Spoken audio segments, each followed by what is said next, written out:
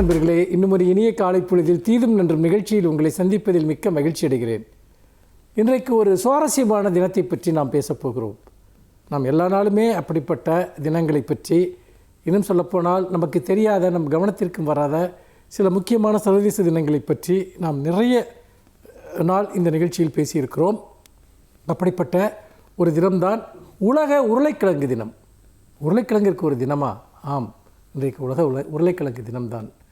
இந்த தினம் என்பது எத்தனையோ வகையான காய்கறிகள் இருக்கின்றன. உலக உருளைக்கிழங்கு தினமாக ஒரு தினத்தை உருளைக்கிழங்கிற்கு அளித்து அப்படி என்ன அதற்கு ஒரு முக்கியத்துவம் இருக்கிறது என்று நீங்கள் யோசிக்கலாம். இருக்கிறது நண்பர்களே.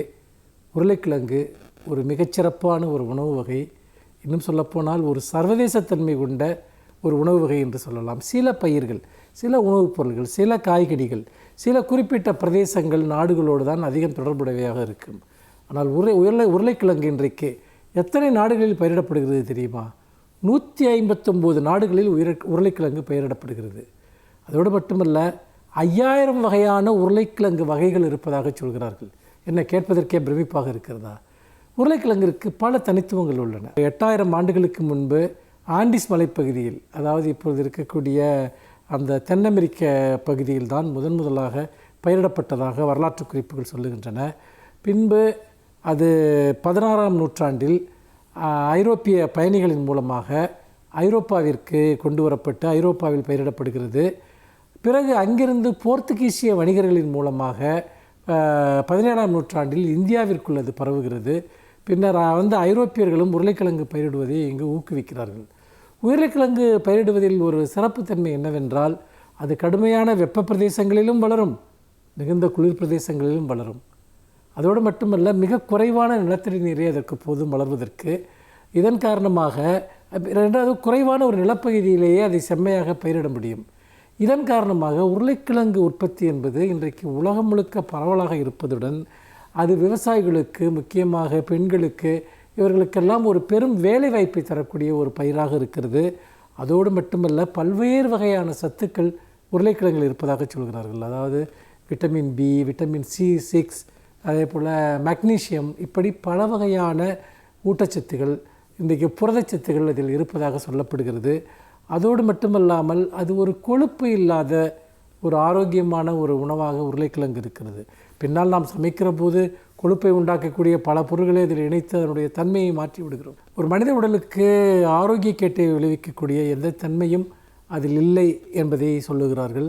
குழந்தைகளுடைய வளர்ச்சிக்கு, ஒரு சீரான வளர்ச்சிக்கு உருளைக்கிழங்கு என்பது மிக மிக சிறந்த ஒரு உணவு வகையாக கருதப்படுவதை நாம் பார்க்கிறோம்.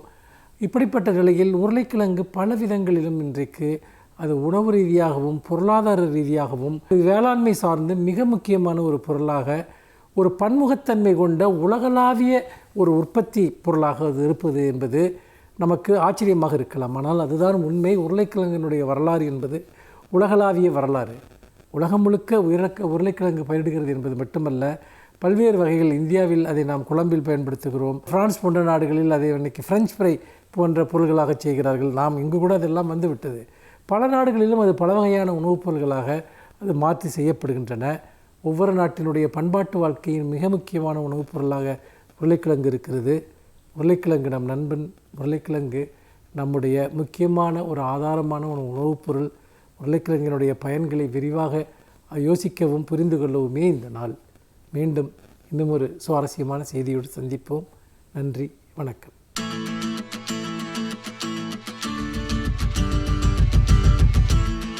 அனைவருக்கும் என் அன்பு வணக்கம். களத்தில் நின்ற பெண் போராளிகள் என்று நாம் மிக பெருமையோடு நம்முடைய வேலு நாச்சியாரை குறிப்பாக சொல்கிறோம். ஜான்சி ராணி வடநாட்டிலே பேசப்படுகிறாள். இப்படி பெண்கள் களத்திலே நின்று போரிட்டது என்பது அண்மை காலம் வரையில் மிக குறைவுதான். மிக நெடுந்தூரத்தில் அப்படி ஒரு பெண் போராளியை நாம் தேடினால் ஒருவரின் பெயர் நமக்கு கிடைக்கிறது. அவருடைய பெயர் ஜோன் ஆஃப் ஆர்க் என்பது. அவர் பிரான்ஸ் நாட்டை சார்ந்தவர். 1430களில் மிக கடுமையாக ஆங்கிலேயர்களை எதிர்த்து போராடியவர். அப்போது பிரான்ஸ் நாட்டில் 7ஆம் சார்லஸ் மன்னராக இருந்தார். அந்த 7ஆம் சார்லஸ் மன்னரினுடைய காலத்தில் அந்த பிரான்ஸ் நாட்டு படைகளுக்காக தன்னை அர்ப்பணித்து கொண்டவர். ஆண்களைப் போல உடை அணிந்து களத்துக்கு போனவர். ஏனென்றால் அப்போதெல்லாம் பெண்கள் போர்க்களத்துக்கு போவது இயலாது. எனவே ஒரு ஆணாகவே தன்னை சொல்லிக்கொண்டு போனார். சார்லஸ் செவன் என்கிற அந்த மன்னரை பார்க்க வேண்டும் என்று விரும்பினார். மன்னரும் பார்த்தார். அந்த பையனினுடைய திறமையை, வீரத்தை பார்த்து அவரும் சரி என்றார். இந்த ஜோன் ஆஃப் ஆர்க் வரலாற்றுக்கு பின்னால் இருப்பது ஒரு மிகப்பெரிய மதம் சார்ந்த பின்னணி தான். அது உண்மை. அவர் மிக மிக கடுமையாக இயேசுநாதரின் கட்டளைப்படி அல்லது தேவதைகளின் கட்டளைப்படி தான் நான் எல்லாவற்றையும் செய்கிறேன் என்று சொன்னார். அவர் 7ஆம் சார்லஸ் மன்னரை பார்க்கிற போது வயது வெறும் 17. 1429 17 வயதில் சந்தித்தார். போர்க்களத்துக்கு அனுமதிக்கப்பட்டார். மிக கடுமையாக அவர் போர் புரிந்தார். கடைசியாக அவர் ஆங்கிலேயர்களால் கைப்பற்றப்பட்டார். ஆங்கிலேயர்கள் அவர்கள் மீது 2-3 குற்றச்சாட்டுகளை வைத்தார்கள். ஒன்று, தன்னை ஆணாக பாவித்து கொண்டு போர்க்கள விதிகளை மீறியது. 2வது, ஆங்கிலேய அரசுக்கு எதிரான சதிகளை செய்தது, ஆங்கிலேய அரசுக்கு எதிராக போராடியது என்று பல்வேறு விதமான குற்றச்சாட்டுகளை வைத்தார்கள். இவற்றையெல்லாம் மறுக்கிறீர்களா என்று கேட்டபோது ஜோன் ஆஃப் ஆர்க் சொன்னார், நான் எதையும் மறுக்கவில்லை, எல்லாவற்றையும் தெரிந்தே செய்தேன். உங்கள் தேசத்தின் தண்டனை எதுவாக இருந்தாலும் நான் ஏற்றுக்கொள்ளுகிறேன் என்று தான் சொன்னார். இறுதி விசாரணை 1431 ஆண்டு மே மாதம் 28ஆம் தேதி நடைபெற்று அந்த பெண்ணுக்கு தூக்கு தண்டனை. அதுவும் எப்படி என்றால், பொது இடத்தில், மக்கள் பார்க்கிற இடத்தில் அவரை தூக்கிலிட வேண்டும் என்று. பிறகு மாற்று தீர்ப்பு தூக்கிலிடுவதல்ல, ஒரு தூணில் கட்டி வைத்து எரித்து விட வேண்டும் என்று. நம்முடைய வரலாற்றிலேயே எதற்கும் அஞ்சாமல் போர்க்கிடத்திலே நின்ற போராளி ஜோன் ஆஃப் ஆர்க் அவர்தான். எனவே அந்த பொது இடத்திற்கு, த ஓல்டு மார்க்கெட் என்று சொல்லப்படுகிற ஒரு பழைய மக்கள் கூடுகிற சந்தைக்கு அந்த பெண் அழைத்து செல்லப்பட்டாள். அங்கே ஒரு பெரிய தூண் இருந்தது. அந்த தூணில் அந்த பெண்ணை கட்டி வைத்தார்கள். ஜோன் ஆஃப் ஆர்க்குக்கு இருக்கிற மிகப்பெரிய பெருமையும் சிறப்பும், எண்ணி பார்க்கவே முடியாத வியப்பும் என்ன என்றால், அப்போதும் அவர்கள் கேட்கிறார்கள், அரசாங்கத்தினுடைய தூதுவர்கள், உங்களை கொலை செய்வதற்கு, எரித்து கொல்வதற்கு முன்னால் நீங்கள் வருத்தம் தெரிவித்து கொண்டால் மன்னருக்கு நாங்கள் தெரிவிக்கிறோம், அதற்கு பயன் இருக்கக்கூடும் என்று. அந்த பெண் முடியாது என்று சொல்லிவிட்டாள். மீண்டும் மீண்டும் நாம் நினைவுபடுத்தி கொள்ள வேண்டியது, அப்போது அந்த பெண்ணுக்கு வயது வெறும் 19 தான். 19 வயதில் அவ்வளவு பெரிய நெஞ்சு உரம். நான் இறைவனின் ஆணைப்படி தான் எல்லாவற்றையும் செய்தேன். எனவே நான் மன்னிப்பு கேட்பதோ வருத்தம் தெரிவிப்பதோ இறைவனை அவமானப்படுத்துவது என்று அந்த பெண் எண்ணினாள். அதையே அந்த இடத்தில் சொன்னாள். அப்படியானால் நீங்கள் உயிரோடு எரிக்கப்படுவீர்கள் என்றார்கள். நான் எதற்கும் அந்நியமாகவே வந்திருக்கிறேன், அதுவும் இறைவனின் செயல், இறைவனின் கட்டளை எதுவாக இருந்தாலும் நான் ஏற்பேன் என்று ஜோன் ஆஃப் ஆர்க் சொன்னார். பிறகு கடைசியாக உங்களுக்கு ஏதேனும் கடைசி ஆசை இருக்கிறதா என்று கேட்டார்கள். எனக்கு ஒரு சிலுவை கொண்டு வந்து தர முடியுமா என்று அந்த பெண் கேட்டாள். அங்கே இருந்து வெள்ளைக்கார போராளிகளில் ஒருவர், சிப்பாய்களில் ஒருவரே கொண்டு வந்து மரத்தால் செய்த ஒரு சிலுவையை கொடுத்தான். அந்த சிலுவையை முத்தமிட்டு தன் நெஞ்சோடு அணைத்து கொண்ட போது ஜோன் ஆஃப் ஆர்க் நெருப்பில் தீயாய் எரிந்து போனாள் என்பது வரலாறு. அந்த பெண்ணினுடைய மத நம்பிக்கை, மதச்சார்பு இவைகளெல்லாம் ஒரு புறம் இருக்க, ஒரு 19 வயது பெண் தன்னுடைய நாட்டுக்காக தன்னையே எரித்து கொள்ள அணியமாக இருந்த தியாக வரலாறு. அந்த பெண் எரித்து கொல்லப்பட்ட நாள் மே 30.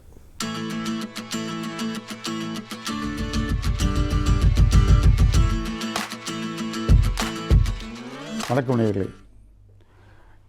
நாம் மன வாழ்க்கையில் ஏற்படக்கூடிய சிக்கல்கள், பிரச்சனைகள், இவைகளெல்லாம் நாம் எவ்வாறு சமாளிப்பது என்பதை பற்றி சில யூகங்களை நாம் பார்த்து வருகின்றோம். அதில் ஒவ்வொன்றாக பார்த்து வந்தோம். நாம் பிடித்தது, பிடிக்காதது, விட்டு கொடுப்பது, பிறந்த வீட்டை பற்றி நாம் பெருமையாக பேசாமல் இருப்பது என்று பல யுக்திகளை நான் உங்களிடம் கூறி வந்தேன். அதில் ஒரு முக்கியமான ஒன்றாக இருப்பது தாம்பத்தியம்.